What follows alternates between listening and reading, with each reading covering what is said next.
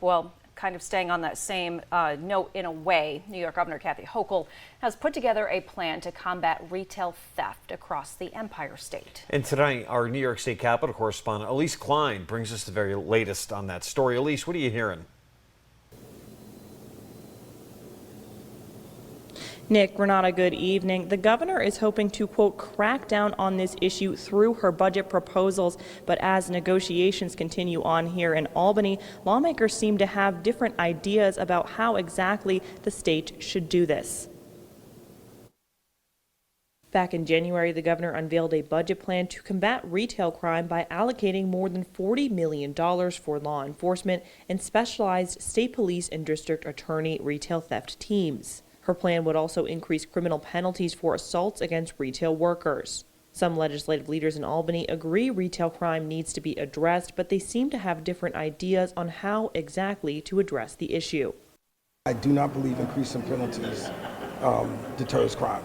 We have proposed in our One House budget an attempt to look at an aggregation of crimes within a certain period, as opposed to what the governor's proposed, which from what I gather the retail workers themselves have questions about and aren't even necessarily in support.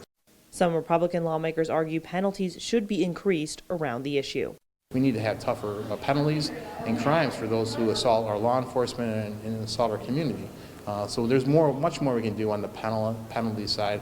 Unfortunately, my colleagues on the other side of the aisle don't seem to have an appetite to want to address that issue. Other Republican lawmakers stress retail crime is getting out of hand. They say, trying to find root causes, so to speak. I think that has a lot to do with the policies that already exist that have been implemented in recent years.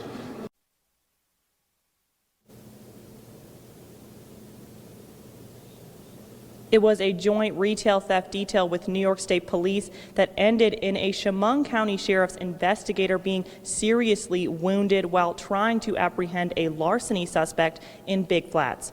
Reporting live, Elise Klein, WENY News. Nick, Renata, back to you.